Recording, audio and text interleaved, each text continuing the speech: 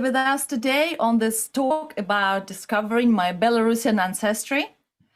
I'm very glad that Michael is with us and he is ready to share his story. I'm Vera Horton on Bill Diaspora TV. Hi there, Vera. And hello, I think we are on a YouTube now. Today That's it. It was a little test. We are on. Let me come back to our studio. Thank you very much again. And please type in your questions as we go along. I will let Michael speak without interruption for a while. But if you have something to say, let's do it at the end. Also, I will be trying to ask you questions, Michael, probably from time to time. But if you think I'm totally wrong, please don't be worried. Just go in and tell me off, and I may be totally wrong on some topics because it is going to be about Michael and his journey of discovering who he is and what kind of turmoil his family went through. Michael, over to you. Well, thank you, Vera, very much, and thank you everyone for giving up some time on your Sunday.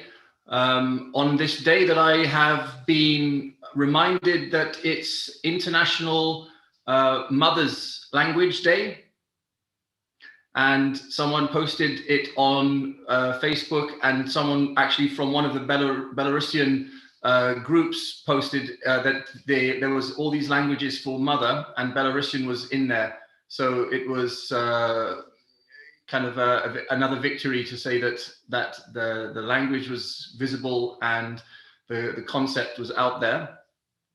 You mentioned there about a journey and a project connected to family history, to discovery, and you mentioned that word, yes, turmoil. So certainly turmoil is the common, unfortunately, the common kind of connecting thread that's connecting the family history project to today. What's exactly happening right now? It's clearly and presently, no other way to describe it. It is utter turmoil. And I think that's probably how we started, right? We became acquainted because that I had been given an opportunity to interview and to have an article, to write an article about the repressions that had been going on in Belarus today. And you and I met as a result of that.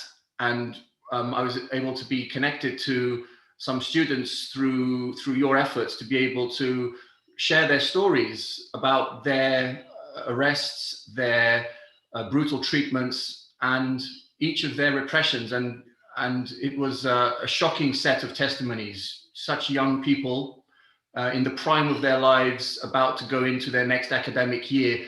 And this was as the result of joining the protests from last August.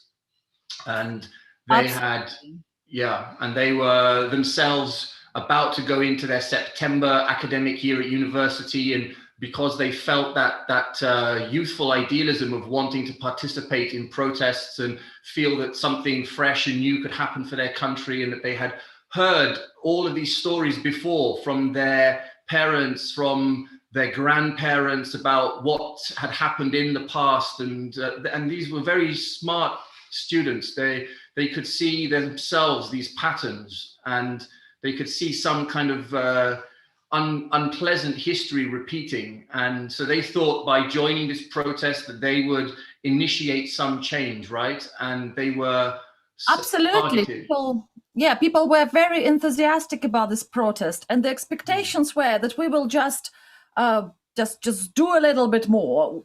There will be 500,000 people coming out of the streets, and the government will definitely change, and we will change everything. But suddenly they got into the totally different understanding how bad the system is, how much government is prepared to resist any form of change. And I think we found students being a little bit shocked that all their ideas suddenly didn't go where they wanted, and they were expelled from universities. And you wrote an article about it. Right. And to be able to hear those testimonies and the conditions to report and to hear stories of repression today is somehow this, as of yet, it remains relatively unexplainable still to me. how the connection became so strong from the past, where I had spent up until March of last year, before the elections, I was firmly buried in searching the past and had no prior warning or feeling that these events of what I had also had been researching about the past were about to repeat. So I think probably I can start to say that that is the story now, but what led to this point of being able to get this full exposure to students speaking and sharing their statements about repression came from a previous story. And a previous story for me is about another set of stories, about another set of repressions that still occurred in the territory of what is today Belarus. And this is a set of stories connected to my own family history and an ancestor who had been deported at the beginning of World War II. And I was in Minsk in March of last year to attend a film festival. It was the filtry Film Festival, which was organized by a group of, again, very young and passionate film event organizers that were trying to invite international filmmakers. And I had made a film about the repression of my ancestor that had taken place from Belarus, and they had selected it to be screened in Minsk. So I was already in Minsk last March to show this film. And during that time, as I was coming from very clearly the historical angle and presenting research, presenting artifacts that were connected to that period, I was introduced to historians who then wanted to show me those historical sites in Minsk that are connected to these parts of Belarus's history under those times of repression during the Second World War. So I was taken to Kuropaty and shown around, explained what happened here and who was taken and executed and repressed without trial, and saw many placards and many references to this. And I was invited to also share some of that historical research that I'd undertaken with regards to my own family history with some local journalists. And that was in last March. And then 6 months later, after the elections and the reaction that the result of these elections were rigged, many of those journalists and creative people who I met in March had been arrested and had been beaten, and some have even had to flee Belarus in order to save their lives and the lives of their family. And I heard that in August, late August, after the initial elections and that initial huge reaction by the people of Belarus. And I think this is it. This is where I'm suddenly seeing such a huge echo that these stories of the state repressing those that are considered and categorized as hostile elements, enemies of the state.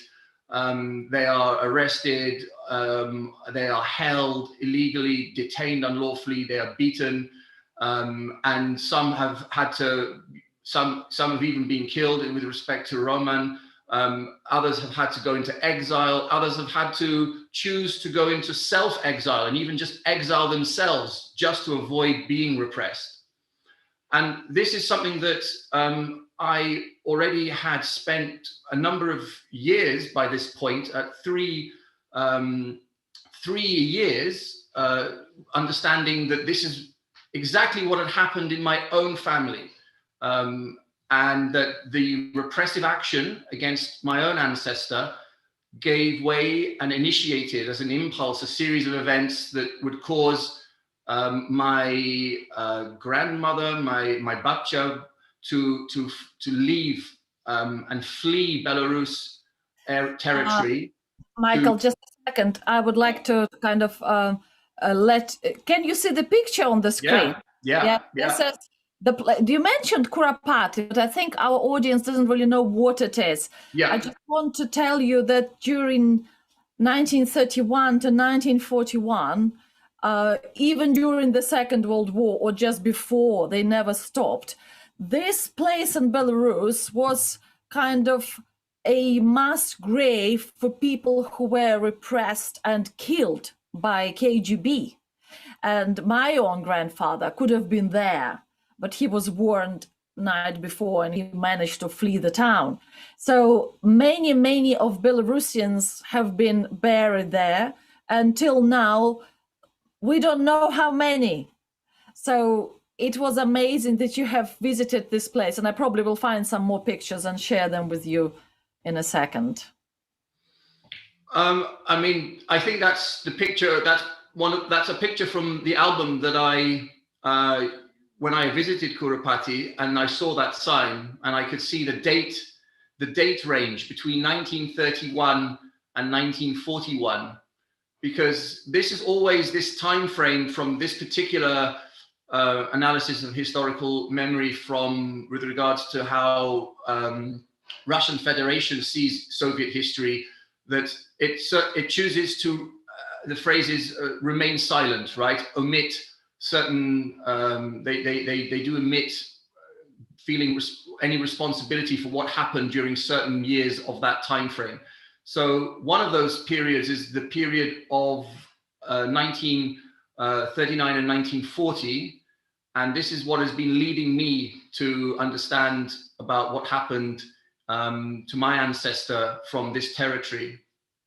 That's right. So that was Kuropaty, where I went to, and I don't know if it works, Vera. I could also share some pictures from my side as well.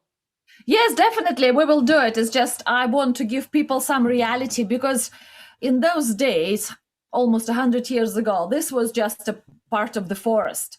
So KGB or NKVD, as they were called at the time, was just bringing people into the forest, killing them and burying them, and that's it. And it was either done after some sort of court that they were arranging, and people were the fault of people were that they were Jewish, they were of a noble background, they were from educated families, they were accused of being of something ridiculous, that we cannot even comprehend right now what is happening. And strangely enough, right now in Belarus, Belarusian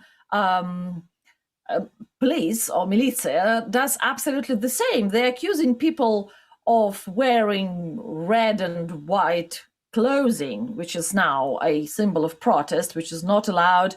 They accuse people of picketing on their balconies, or they accuse grannies of being they put into prison people who are up to 79 years old, and the sentences they give them is very big fines, and everything was really awful. But in those days that we can see on the screen, this was a place that was kept in secret, and it took people considerable amount of fight to get it up from the archives and show it to the world. And to a degree, world sees it now, but the current authorities in Belarus are trying to cover it up once again, and cover up all those repressions and all those days. So, and I guess your grandmother was kind of in that time picked up, taken to jail. And what happened to her? How do you know about that? How did you find out about it? Yes, indeed. I mean, and it took a kind of a team effort, because I had started the initial research by speaking to family that had now been repatriated from what was the territory at the time was East Poland. And when after the war, those that had survived were given a choice. If they went back to the territory of these villages which have the names of, for example, Żeludok and Dziatlava, they would have to become Soviet in order to go back to their territories. And back in this time, in 1946, 47, they were given an opportunity to be repatriated to a newly created West Poland, and parts of East Germany were compensated and given back to Poland in order to allow for those that chose to become Polish over Soviet.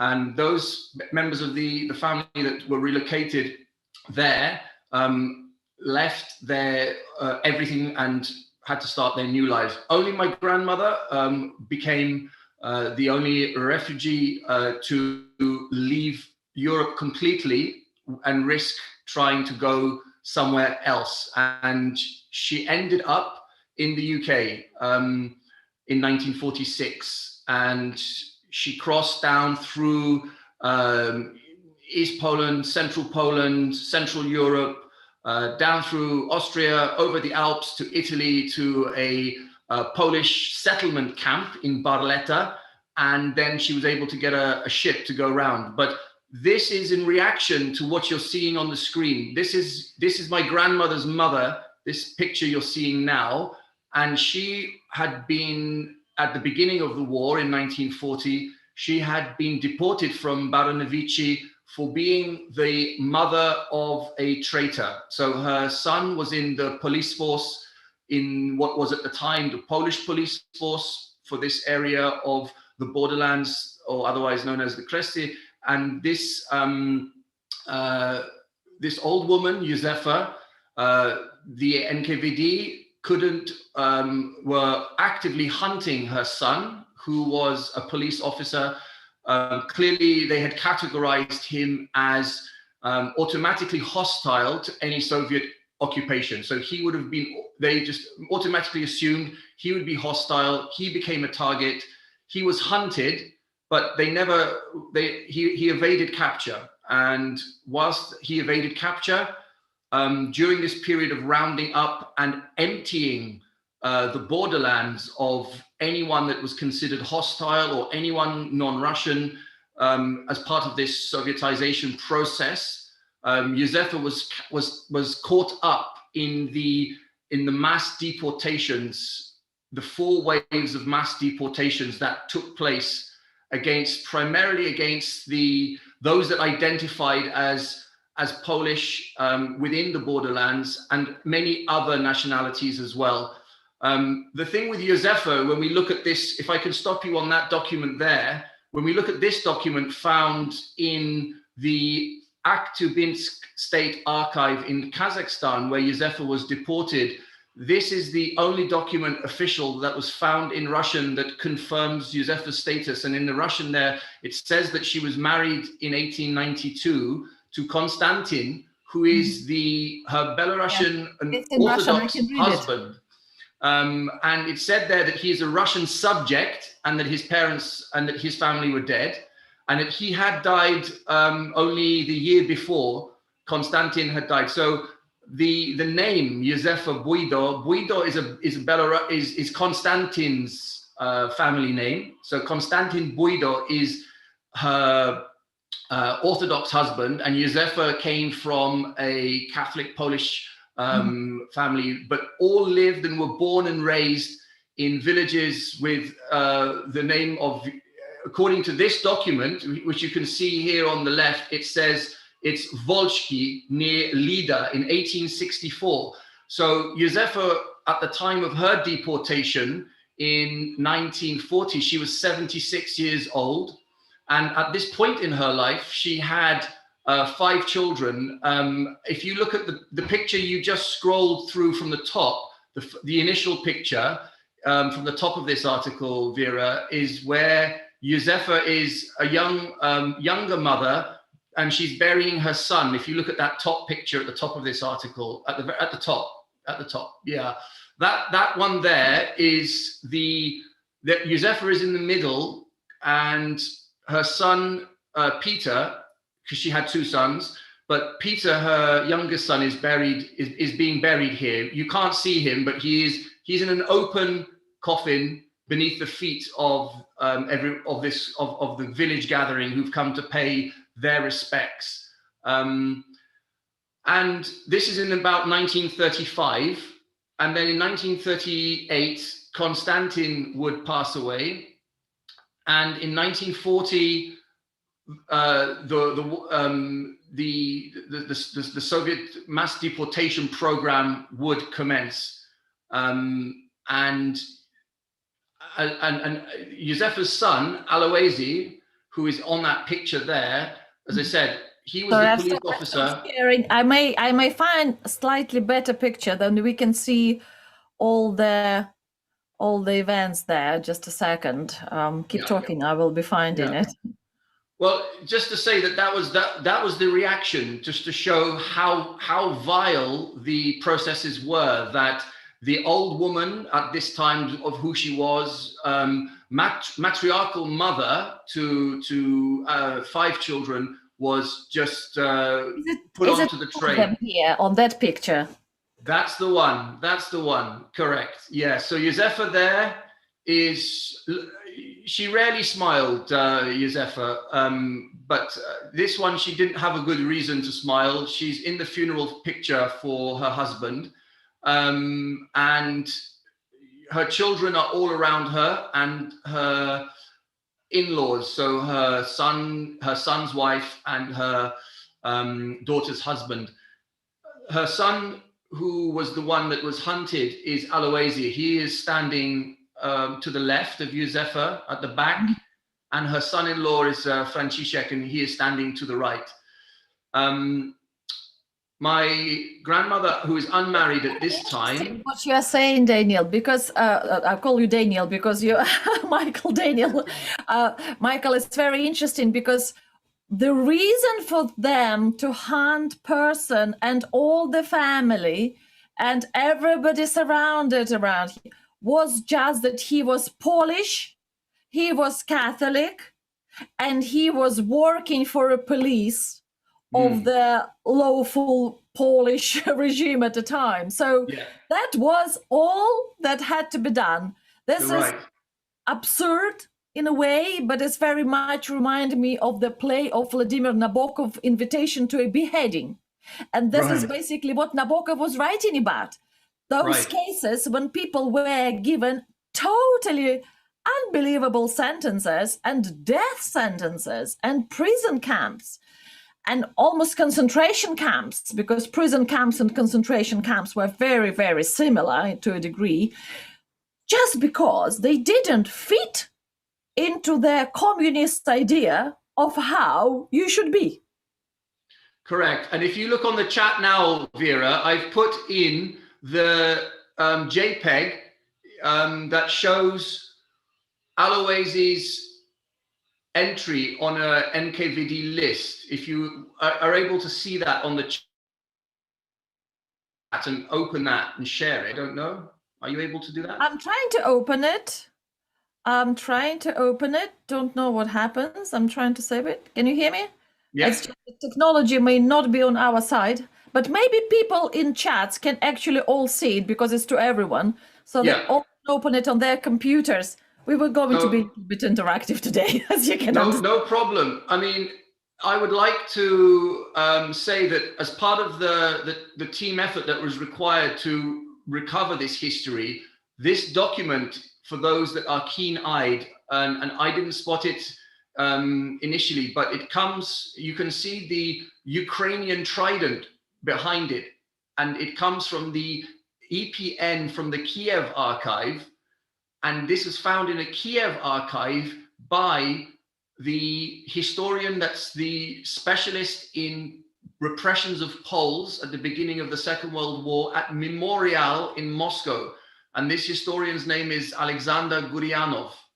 And he, after receiving an email from me through the initial inquiries page at Memorial, they acknowledged the email, and they then said that they will get back to me after what they could find. And they sent back through this very clear list that shows a whole list of those people that were repressed. I think I've succeeded. Yes. I think I've succeeded. So this it seems fairly modern document. Can everybody see it? If you can't, let me know. But if Michael can say it, everybody can say it. So I don't understand why it was so important for Soviet Union to get rid of absolutely everybody who were of different views or had different political ideas, but they were really scared that their new world arrangement, as they have created it, their utopia almost, their dream, will not come true. And they were obviously seeing how the system was shaking from everything. In fact, Soviet Union was never successful. It was never a good economic success.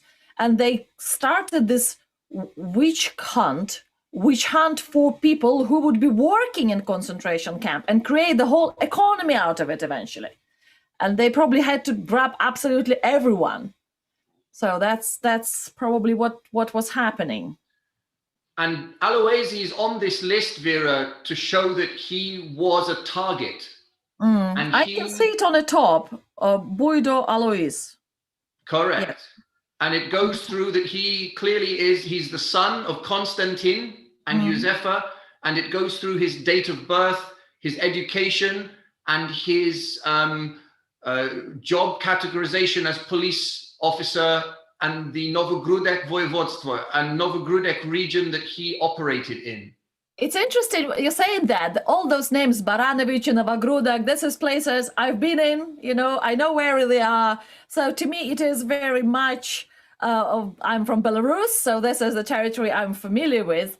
And it is completely unbelievable to be on the other side of the world, kind of say that you immigrated, you are living here now, and finding out that the horrors of those days have radiated around the globe. And I'm sure in Italy, France, Spain, everywhere in the world, America, we will find people who were affected by those horrors.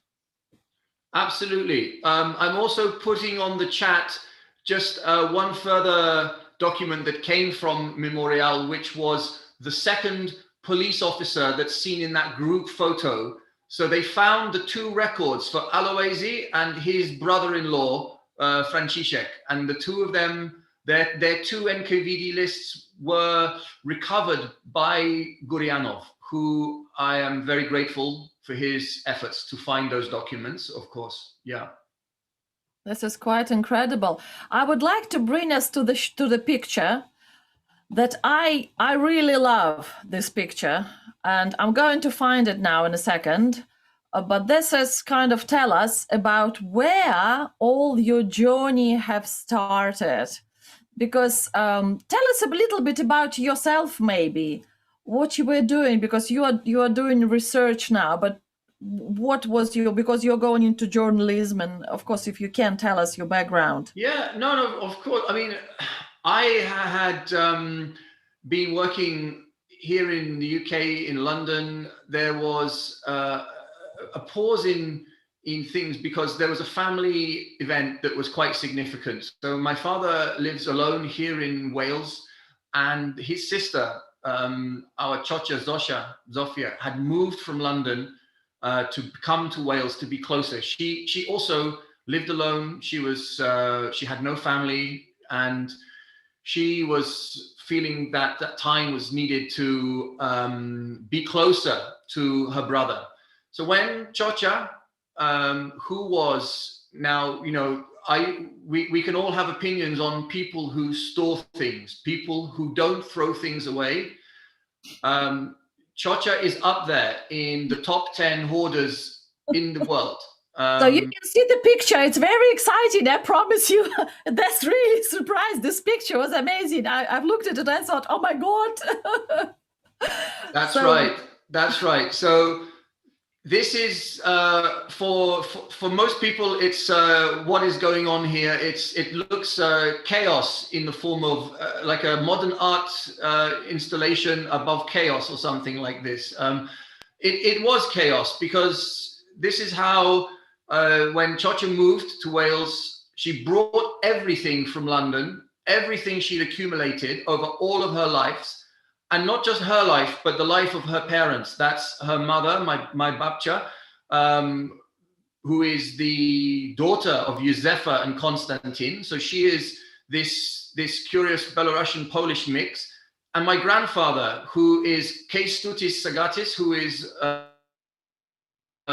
Lithuanian, born and raised in Vilnius, and then met and was kind of introduced to my grandmother just at the beginning of the war. Zofia herself was born in Novogródek in 1941. She was born in Novogródek in 1941. And she was pulled by her mother and father down through Europe, over the Alps, down to Italy, onto the ship to the UK. So she grew up a war child, and she was pulled into the UK at the age of 6. She would have been 6 years old. So there is a lot of history that happened, but out of that pile, that chaos, Vera, this collection of letters found me, and they found me in also the most unlikely of circumstances. They were about to be thrown out. They had survived 80 years of not being thrown out and not being lost forever, but they were very close to being lost, because we were sorting through all of these bags and boxes after Ciocia had passed away. And towards the end of the sorting process, which took 1 year, a collection of letters were found from that huge, enormous pile. And this is the collection of letters that were written by Józefa, who had, after her deportation, she wrote to her children, and she wrote to her daughters specifically. And these are the letters written by Zofia's grandmother to her mother. And Zofia had clearly, she didn't know where they were. She had no idea where they were. She never told us about them. I had no idea. I had no idea who Józefa was. I had no idea about the history surrounding why it was that Granny became a refugee. I want to stop you for a second, Michael, because just want to tell our audience what was happening to those people. Because I've been also following my passage of my grandfather and his stories about those times. And people were victimized so much. They felt ashamed that they were repressed. They felt that they were guilty of something, because the punishment was so severe that they felt they were guilty of some sort of horrible things. Even their birth was a crime. Being of Polish origin was a crime. So people were ashamed, and they also were ashamed of repercussions to their family. Yeah. And this is exactly what I can hear now when I'm interviewing victims of today's repression in Belarus, is they are having problem they don't mind that that had something unlawful happening to them. They can move on, but they're afraid that something like that will happen to their family. So they're trying to protect. And maybe that's my grandfather, when we were asking him about the war, he was saying, I want to forget.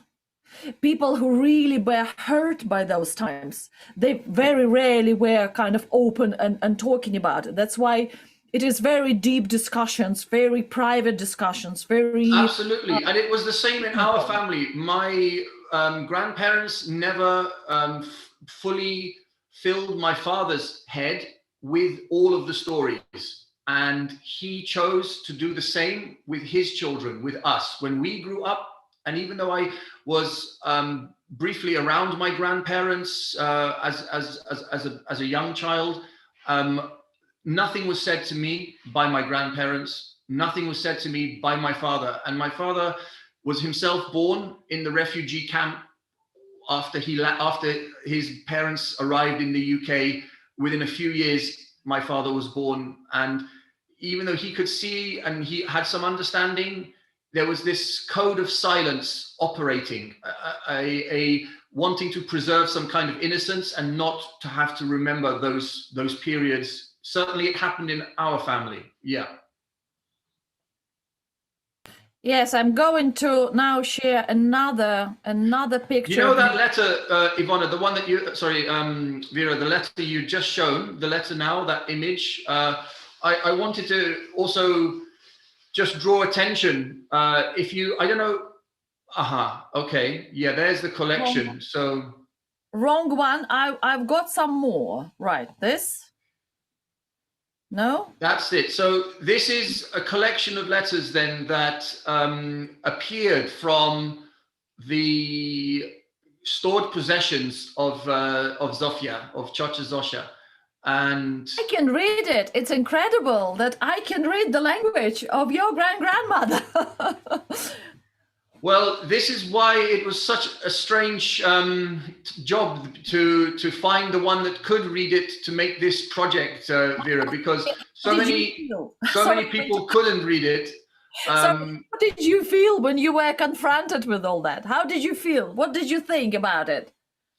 Well, because reaction. Yeah, I was very much at the beginning of the whole project sorting through. I was very anti-sorting, and this is I'm always reminded by my father that I was the one who just said, pay a company to get rid of everything in a few days. Why do we even want to spend our time looking in everything? And I said this, right? And I was very much anti-searching and anti-sorting. But my father said, who, as I said, on his own, he said, I'm going to do it with or without you. And in the end, I accepted that I'm going to have to help him. And I said it took a year to help him because there were so many bags throughout the house. You know, Ciocia had built tunnels. The bags were from floor to ceiling. And so as we were sorting, I was becoming more and more respectful that we were finding very interesting old artifacts. And it was every month I would find something very interesting, original, real, a book from my grandfather from 100 years, even 200 years, some of the books, other artifacts. So when these were found, I can say that I had been I felt almost a great apology for trying to say we must throw away everything. And I said that I was going to get to understand two things: who wrote these letters and why were they written. And I gave myself a year because I was in a period of transition at the time.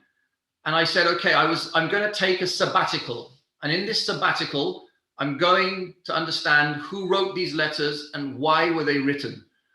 And that became the start of this project, to hand the letters, take high quality images and hand them over to a professional philologist and a team of translators then who in 1 year decoded the entire collection of letters and then made modern translations into Polish, Russian, and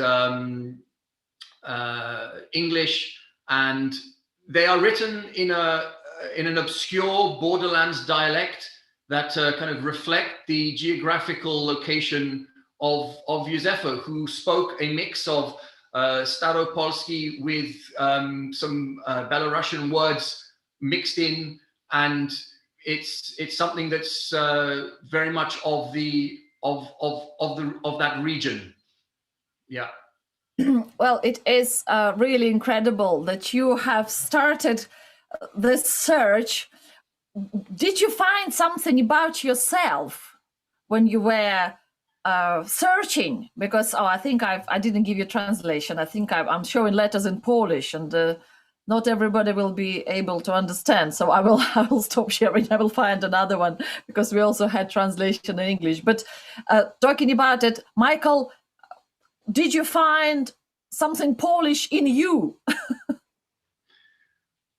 I found my long lost family that are scattered, and thankfully many of them, the descendants, are still alive, and they're not ghosts, but they are scattered. And I had to go and travel and find and connect in order to make an introduction, and these were all descendants from our single matriarchal mother of everyone in this family tree. So Józefa had 5 children, and of those 5 children today there are coming close to 200 descendants.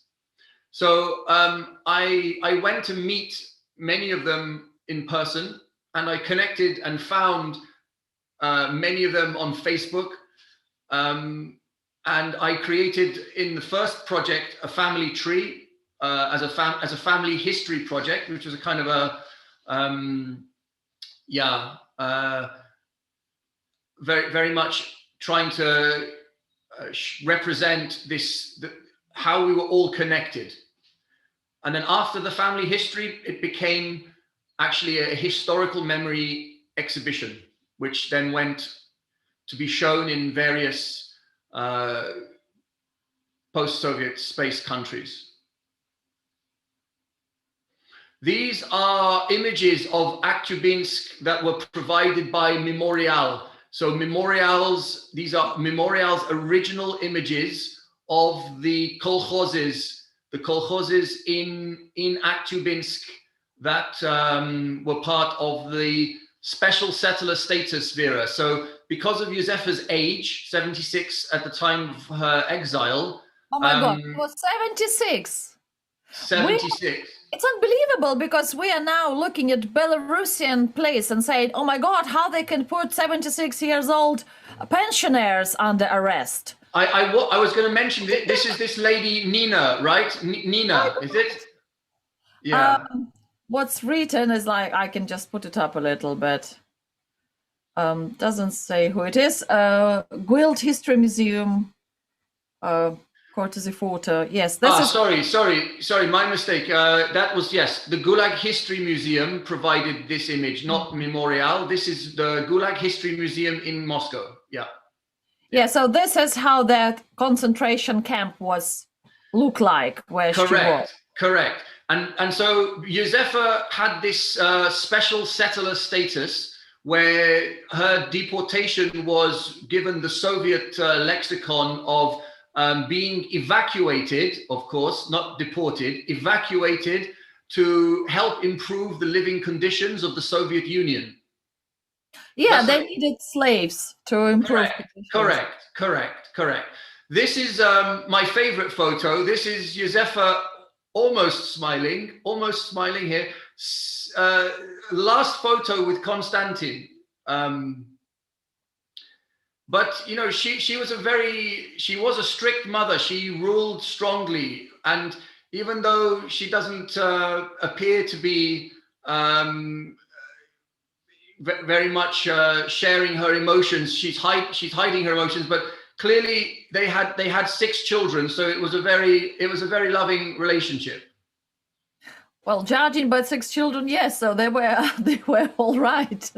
They were all right. Yeah. Their fate was really difficult, because almost at the end of her life, when she could enjoy happy retirement, she went through all these horrors of being exiled and going through imprisonment for nothing, which is incredible.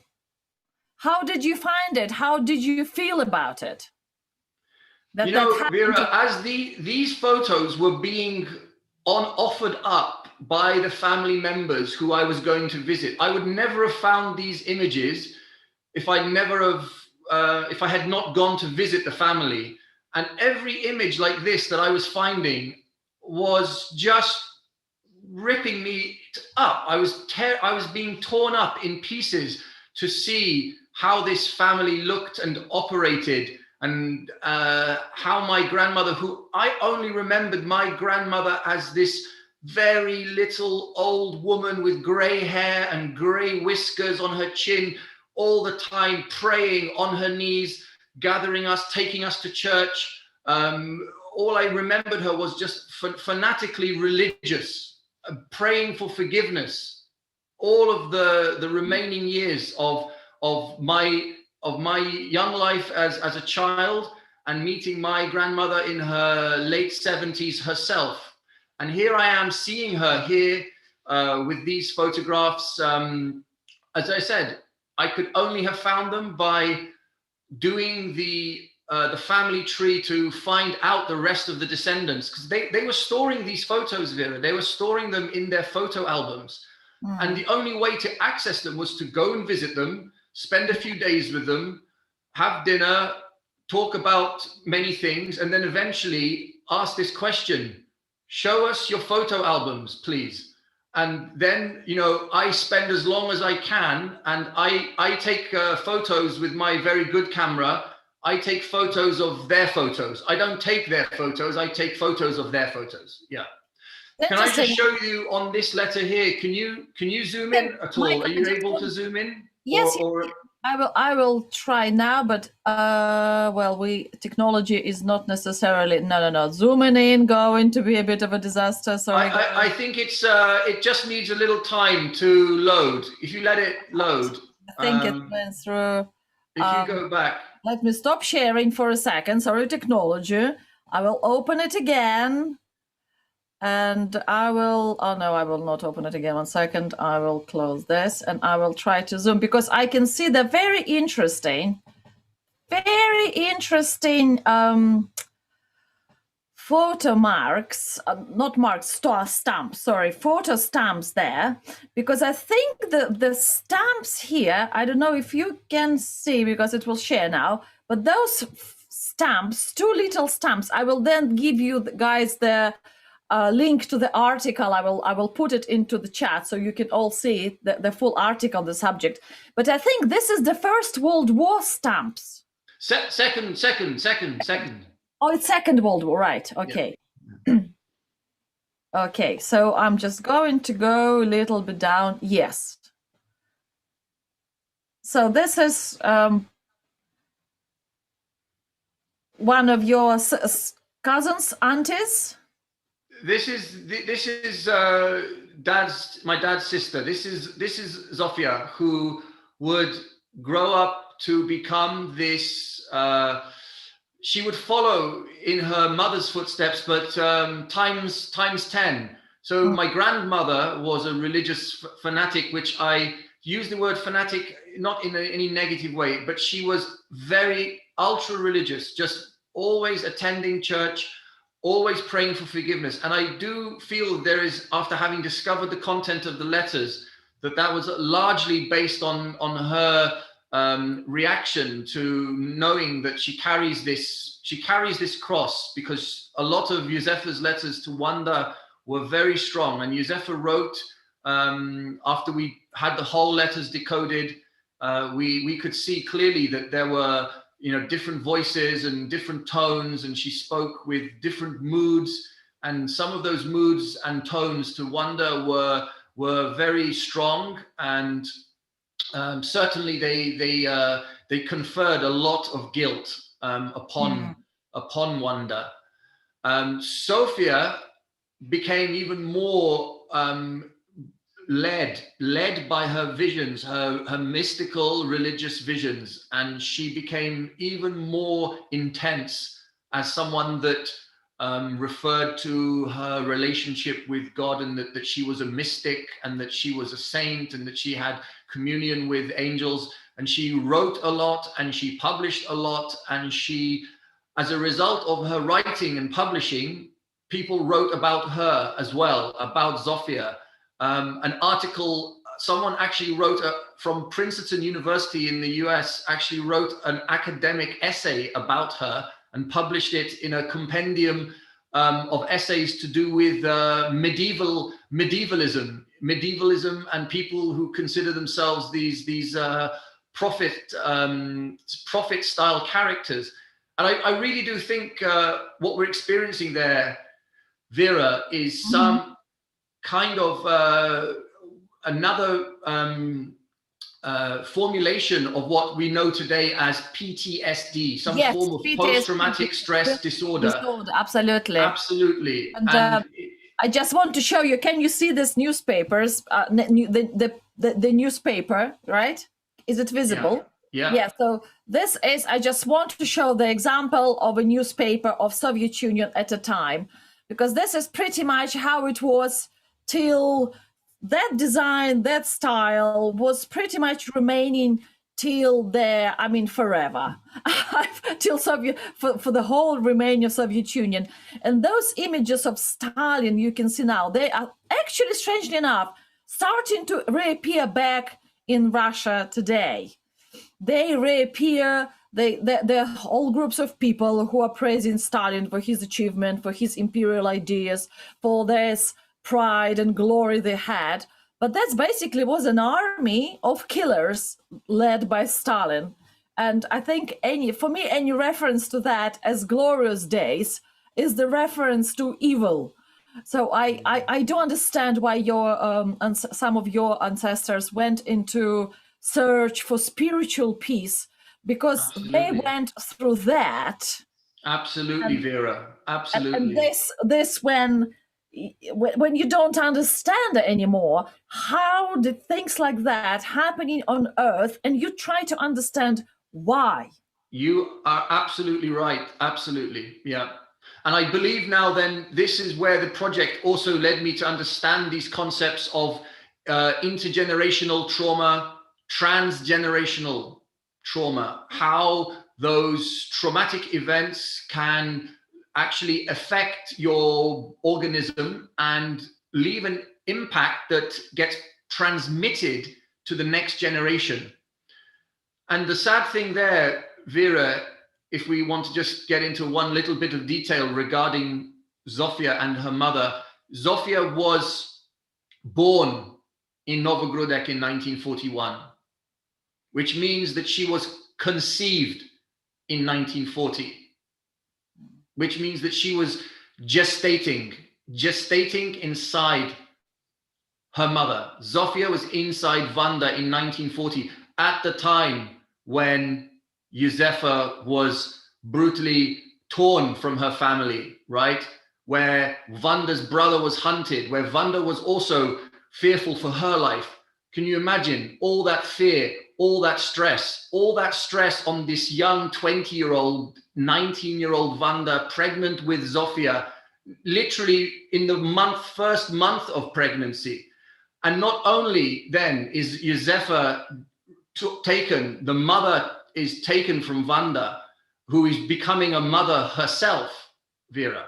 But then Józefa writes this collection of highly emotional, desperate letters from her place of exile, blaming Vanda and her sisters, largely blaming them for forgetting about her, for not doing more to secure her release. This is part of the letters. They're not all like this. And Józefa wasn't only just, it wasn't just recriminating tones. There were very much, very warm and soft letters about how much she missed. But this is just reflective. This is what's so interesting about the collection of the letters, is that they were uncensored, because she was not in a penal gulag. She wasn't breaking rocks and she wasn't laying train tracks. She was sewing shirts and she was making broomsticks. And so she wasn't a high threat to the regime. So her letters didn't have to be written in Russian. They just had to be addressed in Russian, in Cyrillic. But all the content of the letters are in Latin, letters in her language. And those letters, were lifelines. They were her lifelines. They were her lifelines to her children, and they were encouraged cynically by the regime to allow this exchange of letters, because it kept the exile alive for longer, because it kept their morale high. It kept their spirits high. And the exchange of letters continued the exchange of letters continued until the Nazis turn on their erstwhile allies and invade the Soviet Union. And upon creating the Eastern Front, which goes through Baranovichi, Lida, Novogrudek, this becomes the Eastern Front. At this point, the postal system, which was previously was a Soviet Union postal system from the KSSR to the BSSR, from Kazakhstan to Belarus today, this connection was terminated. This connection was terminated and no more letters came. Now, I believe that the daughters themselves, when the Barbarossa operation started, everybody just had to run for the hills, run for their lives. Yes, the Nazis were coming and killing. Yes, absolutely.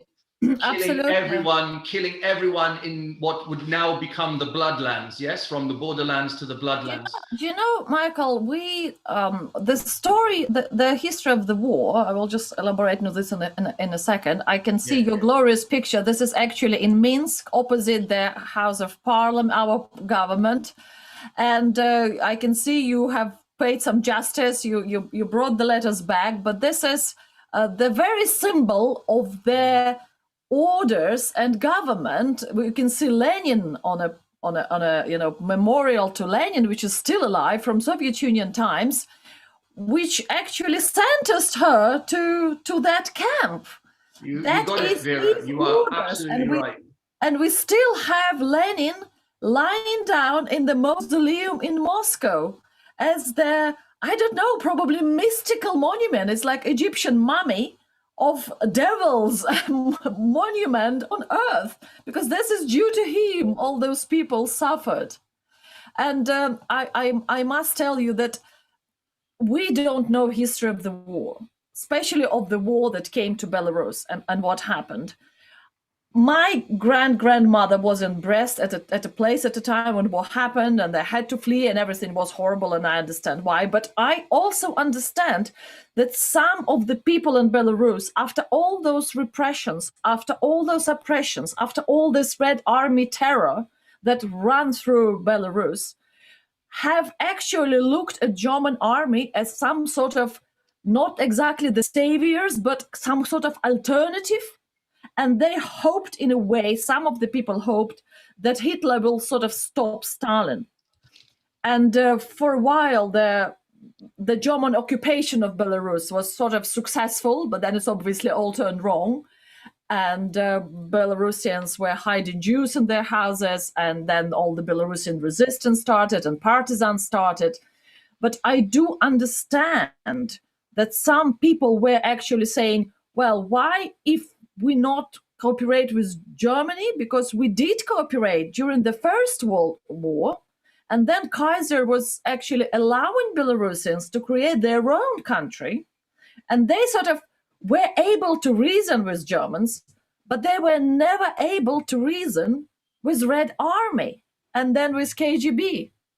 So we don't know what happened to the war in Belarus. I don't believe all the Russian stories about it, because I think they are not true. They're very conflicting, very different talks. And I remember some stories about Second World War from my grandfather, and they're not necessarily go in line with what officials say about it.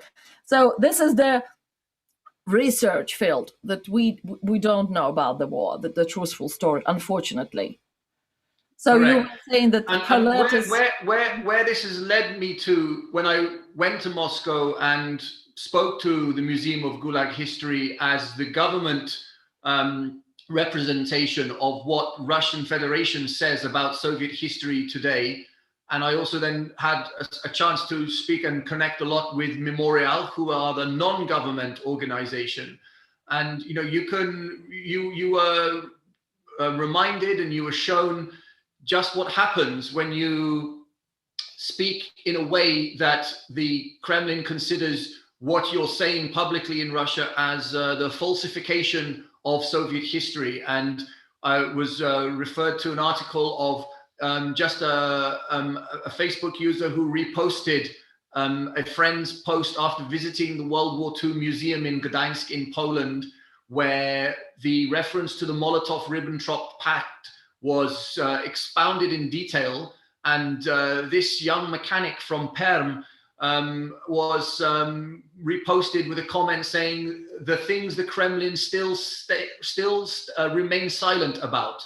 And for this, he was fined thousands of pounds and given a criminal record for this post.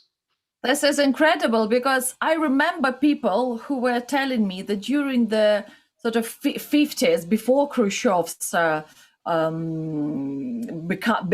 of started telling the truth about Stalin, and then, strangely enough, after Khrushchev, there was another repression time. So if you were having in your hands a book of Solzhenitsyn, Archipelago Gulag, you were most likely, if you would be getting arrested with that book, you would know that what you just wrote in that book will almost certainly happen to you. And I found this incredible. And I think everybody in Belarus who are going to protest, they would probably see your grandmother's letters and they would think, right, I'm going to protest. If I'm going to prison now, I know I will be sentenced to some stupid charges, maybe 2 years in prison for writing an article, for telling the truth. And I think this is where we're coming full circle, right? From having, as you said, described the events back in the time of the repressions leading up to the great patriotic war that is now referred to as the start of the Second World War in Russian historical memory of Soviet Union times. They do not consider what happened in 39 a valid date. Nothing of real interest happened from, this is being also, I understand, still the dominant narrative in Belarus today as well. This picture here is the cemetery of location of the kolkhoz where Józefa spent her last days. So when going to Kazakhstan and beginning to read up on the topic, I was led then to learn that Kazakhstan was considered one big prison, the territory, that this place that she was sent to, as you can see, was the middle of nowhere. And when you're in the middle of nowhere, you've got nowhere to escape to. So I was able to find this location by connecting with the Polish Cultural Center that still remains in Aktubey today, and they are called Światło. And so Światło I connected with on, again, the internet is the greatest friend when you are in this mode, when you are wanting to try to research and search. So being able to connect with Światło, letting them know that I'm making my way, they then set up the arrangement to visit the Aktubey State Archive. And with great luck, the records about Józefa's incarceration were found, and even they represented proof of life that she lived until 1943, but that she was transferred to this remote location, which is this kolkhoz, at the time was called Shybayevka, and it's now renamed the Kazakh name Nurbulak, and it's about 40 kilometers south of Aktubey today, where you need a 4x4 Jeep. You need a 4x4 Jeep to travel half an hour to get there. Well, this is really incredible what she was going through. I I mean, did you discuss ever with your relatives, the newfound relatives of yours, of course, through those letters, you probably found a whole new family in Poland that you have never thought you will find. How did they feel about it? Are they angry with the regime? What do they feel? Do you know, Vera, they're a mix of what was being echoed earlier in this earlier talk, a mixture of shame, of guilt, of not wanting to face that past, of not wanting to think about it. Not all, but of the new ones that I met, the ones that I already knew were helpful to and had memories and were willing to fill in the gaps where they could. But new ones that I had met and would go on to try to engage in conversation to try to find out about what their feelings were. They preferred to have very little time to dedicate to this topic. Yeah. So it still hurts and it's still painful, and I guess this is the trauma that we all kind of having as a nation in former Soviet Union, because I don't think there is any family who didn't come by it or wasn't hurt by it, wasn't escaping it or trying to escape, was scared by it. This is really the conclusion of this, that if you are of this connecting root to this territory from your ancestors, and you are here today, i.e.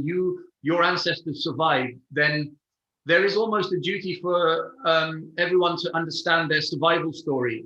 And not only to understand their survival story, but to understand that if your surviving ancestors survived by reproducing to arrive with you, and you're going to continue reproducing, you need to be aware that you're not, you need to be aware of the, of reproducing the trauma that has already, you've already inherited.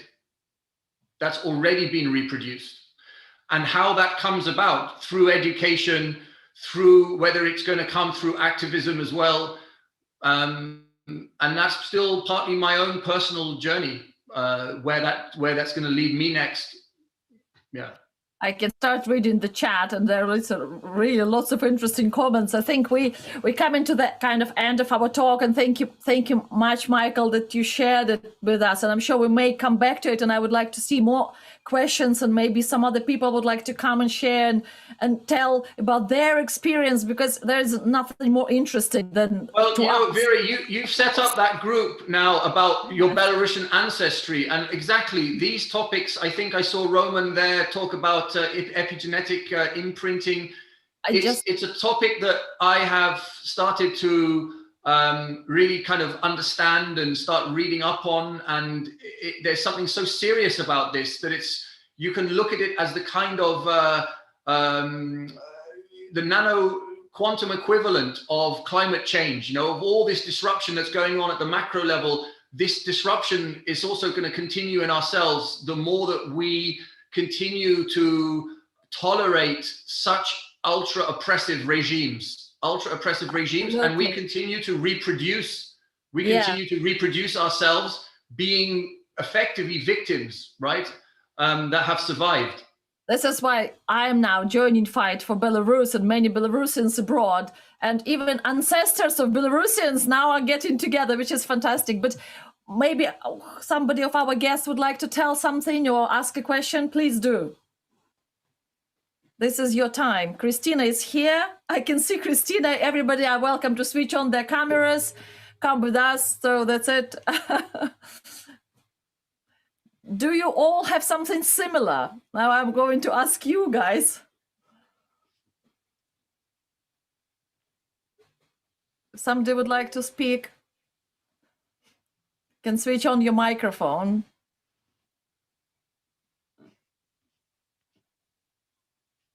Christina Kwasz, are you Polish? Yes. Oh, okay. Yep. My roots are from the Kresy. So while the deportation is not part of my family history, my parents were essentially briefly, they married in 1939 in the Kresy. My mother had been born in the United States, but her family returned in 1922. And so when my mother came of age, the better opportunity for a life is, we'll send her back to America, but there were no funds, hence the arranged marriage. They married in January of 1939. They did not reunite until January of 1959. So my project has been figuring out why that 20-year gap. I was born, I'm their only child, was born after they reunited here in the United States. And so my research, essentially, the conclusions that I've come to are essentially that at my father, when my mom immigrated to the United States, my father, of course, fought in the war, ultimately repatriated to the reconfigured Poland. And then every time my mother filed paperwork to bring her husband to the United States, the regime, the Polish communist regime, denied it. It was only until a cousin of his invited him, because my father had been trained in agricultural practices, to come for a visit to the United States to learn American practices in agriculture and then return. Did not mention that he had an American wife, and he was permitted to leave. So consequently, I believe that the regime did not permit him to migrate because they knew he wouldn't come back. And he was from this region of the Kresy. And in the early days of the war, when the Red Army invaded, he wound up with other infantrymen in a cattle car going to prison camps. So we have like this little microcosm of that traumatic experience. He never talked about the war. So ours is a different history, but still there are similarities in I believe the intergenerational trauma, certain anxieties that have percolated for me personally recently with events that have happened here in the United States.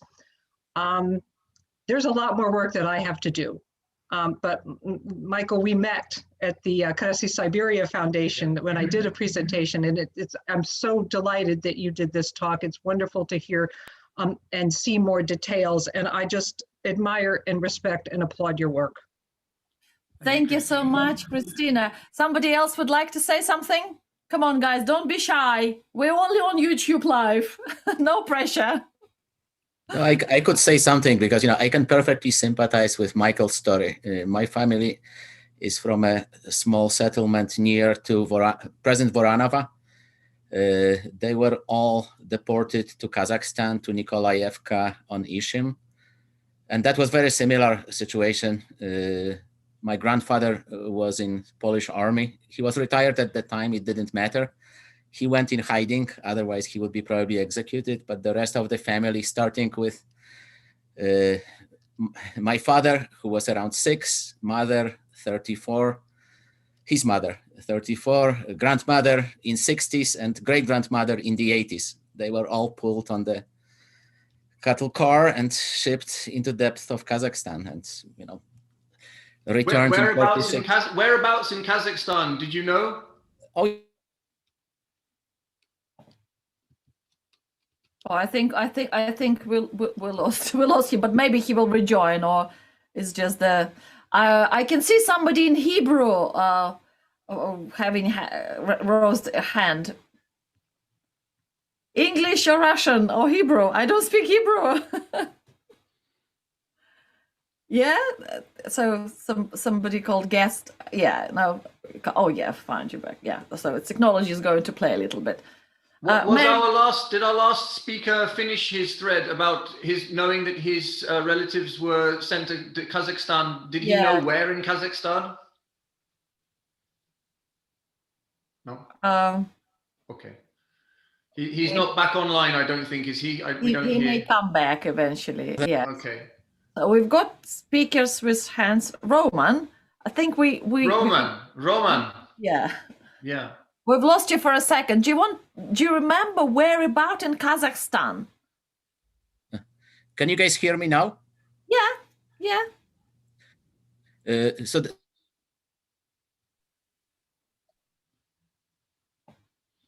I think so. I will ask Roman on chat. It may be safer. Yeah. So maybe Vera, I see Agnieszka is online. Hi, Agnieszka.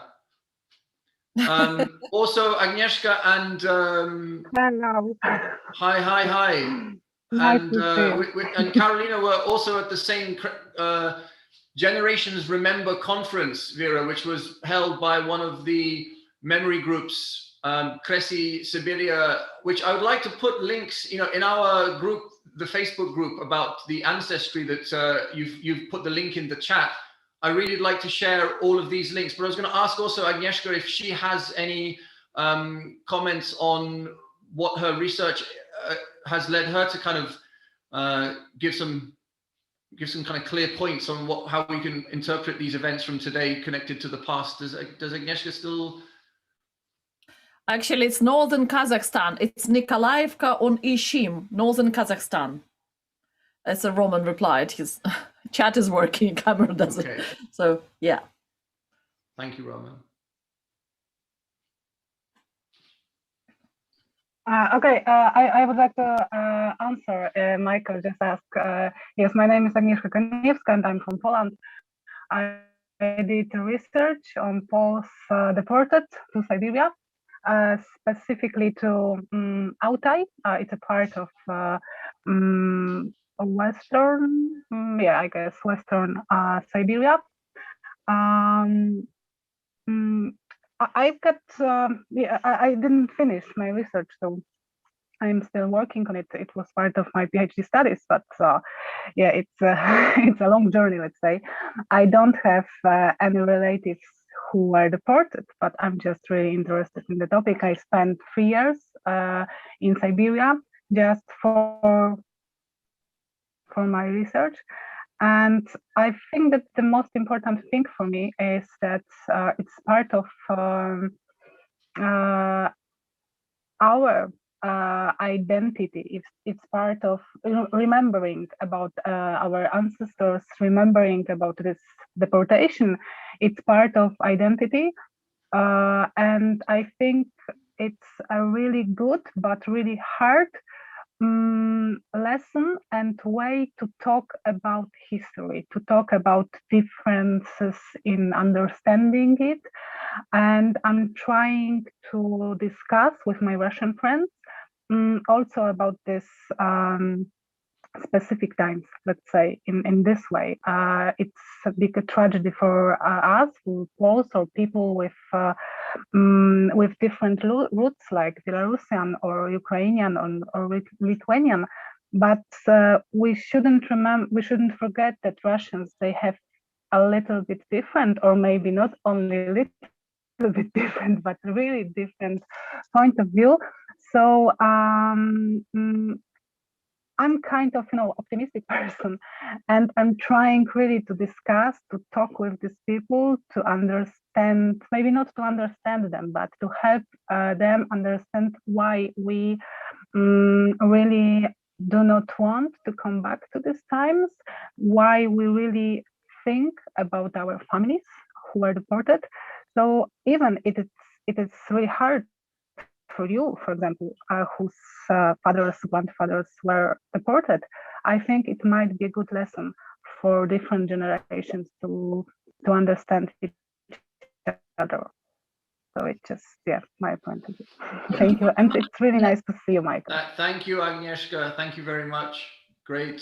Yeah. And the gentleman with Jewish writing, do you want to come onto the, what we can see you now? Do you want to, I can't see your name because I can't read Hebrew,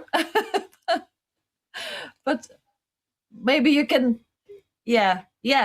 say, talk. Microphone. We can't hear you, microphone. On the left. Yes, now you can hear me. Yeah. I will join to the group because my parents born in Volkovisk in the Grodno region. You know this? Yeah, Grodno, of course. Yes. No Grodno, in Volkovisk. Volkovisk. Yeah. Volkovisk, yes. I was born in Israel, but my both parents was born in Volkovisk. Mm-hmm. My parents was born in Volkovisk. I was born in Israel. I'm lucky that they immigrated to Palestine before the Second War, and so they survived, but their family not. So we visited Volkovisk in 2015, June.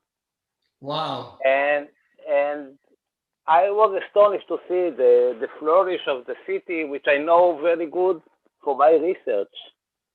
But when we arrived to the cemetery, I was shocked to see the condition. Then we went to the museum, the war museum in the Volkovisk. You know, Grabation, I think his name. And we saw two walls with memories of the Jewish community, what was in that time the majority of the population of Volkovisk.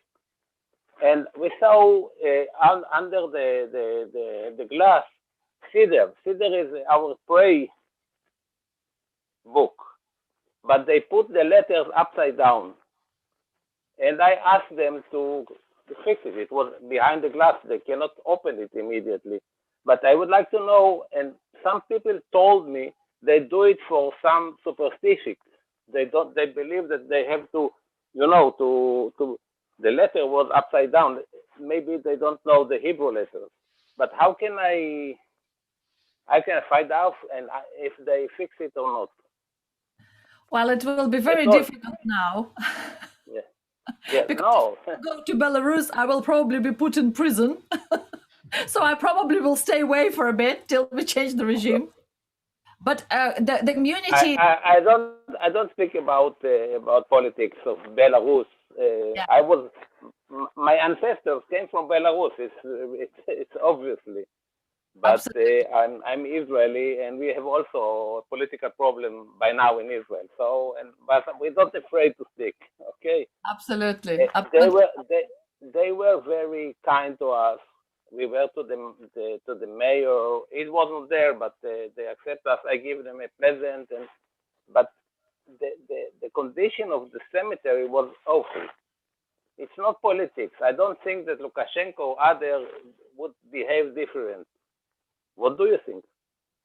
I think that memory generally in Belarus, and truthful memory, because we had a huge community of Jewish people in Belarus, and what Stalin didn't finish, Hitler did.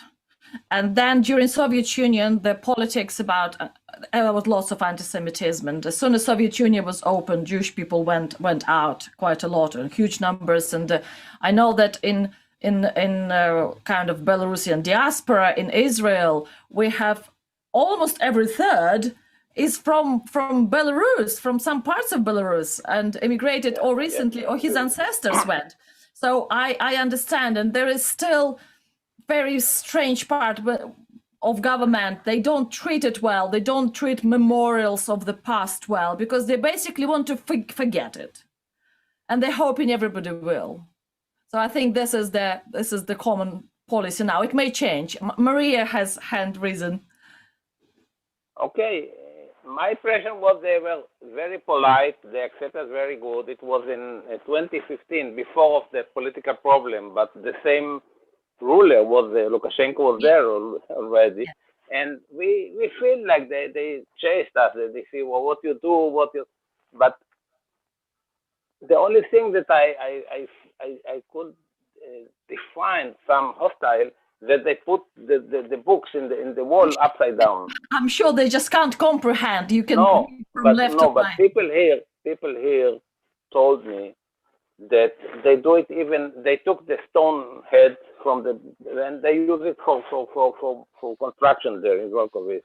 And they always they put the letter upside down because of superstition of the local population. By the way, if you go to Volkovisk, you see the Jewish cemetery, which is burned, and you see the Polish cemetery there, not the Russian, the Polish from the World War I.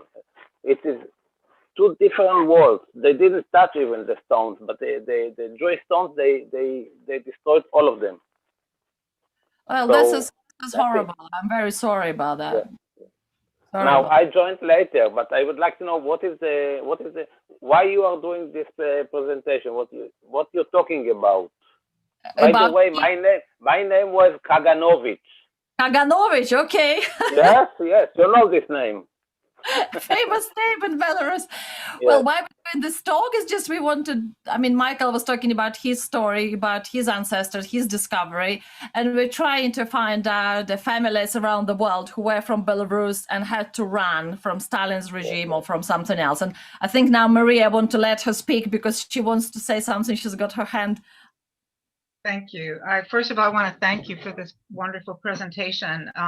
My own background is Ukrainian, and I've been on a similar journey, and so many of the things that Michael, you've spoken about and other people have spoken about really resonate with me. Just the silences, the secrecy, the traumas, the things have been so difficult to uncover because people just didn't speak about things. And, my parents were refugees post-World War II.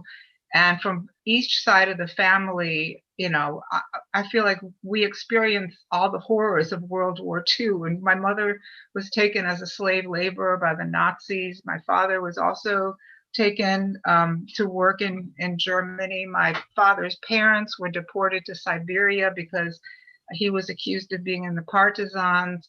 My mother's family later then was deported from Lemkivshchina, from Poland to Ukraine. I mean, it's like one thing after another, but none of this was spoken about. And so I've had to find out a lot of this information on my own. And even when I tried to speak to my parents, they, especially my mother, really would just get very upset and not want to talk about it. So it felt like I was, torturing her to even ask her simple questions. So a lot of the stuff I've done kind of sideways, finding out from relatives that I've met in Ukraine, and also just doing historical research that is so much easier to do online. But I do feel like what you said, Michael, and others about how this has really impacted us who have inherited this history. And to me, I think that's what kind of propels me. I want to know who I am. It's like I want to know my roots. And I think unless we know our roots, we're much weaker. And even though these events that I find out, and I found out about some really horrific, terrible events that I better understand why my parents were the way they were now. But I still want to know. I still feel stronger, knowing these things than living in the silence. Thank you very much, because thank you very much for sharing. Ukraine had the most horrific events because Stalin was taking food from Ukraine, and Ukraine had the starvation, years of starvation. And this is part of the history with Ukraine. When communists till now, communists have replaced by Putin, and they're doing exactly what they did always. They are covering up their deeds. They don't apologize. And they just pretend that everything is fine. And this is how they behave from day one. And this is how they continue to behave. There were never apology. There were never proper investigation of those crimes. No accountability whatsoever. Absolutely. And this is why people don't understand how to react to that, because Nuremberg's process, which happened on fascism, happened after the Second World War. And unfortunately, because Russia and Soviet Union was one of the sort of victory part, you couldn't do the same process for them. But for the Stalin's regime, after Stalin's death, I feel we're still missing that process done to those people who, under these communist ideas, were able to just simply kill people, starve people to death, kill communities, send people to exile. And this is still not done. And I think when we look in Belarus today and in Russia today, the crimes that they commit, the people they put in prison, the people they poison, and they feel completely lawless, like law will never get them, because the crimes of the past never described as crimes. The law never gave its assessment on the topic. That's why they feel so successful, and they feel right, and they feel they're they can do anything because law will never get them. And this is why I'm feeling so strongly that we need to actually do something. There are no time frame on those crimes. We do need to investigate now. Even maybe this is what we need to do, because who will? That's it. I think we are doing it. I mean, just making it public, making the truth public is a big part of it. Yeah, absolutely. Well, I think we're kind of running out of time. If somebody wants to say something, please do, because I think in 5 minutes we're gonna go. So thank you so much for coming today. It was Vera, if we could say about our Facebook group on the ancestry, maybe we can encourage anyone that joins that group, to share any links to any organizations, to any articles that could be of interest. About history, about the topic we raised about transference, psychological, genetical, any of the current political articles that people may feel like it's worth to share. So we should use that group to try and help as well. Absolutely. Thank you so much for saying that. And yes, I put everything in chat. I will also put everything into description of the video. Right, somebody's got Skype call going on, or it's me, or it's my somebody's got. That's interesting. Don't know if it's me. Okay, hopefully, right. Don't know. I think it's a time when we need to go. That's it. So thank you very much. Thank you very much, Vera. Thank you everyone for coming and joining and listening. And please do share some stories on our group, and we'll continue understanding it together. Thank you. Thank you. I'm sure I will sort out that sound next time. I have no idea where it comes from, but thank you. I will just stop live YouTube. Bye, everybody.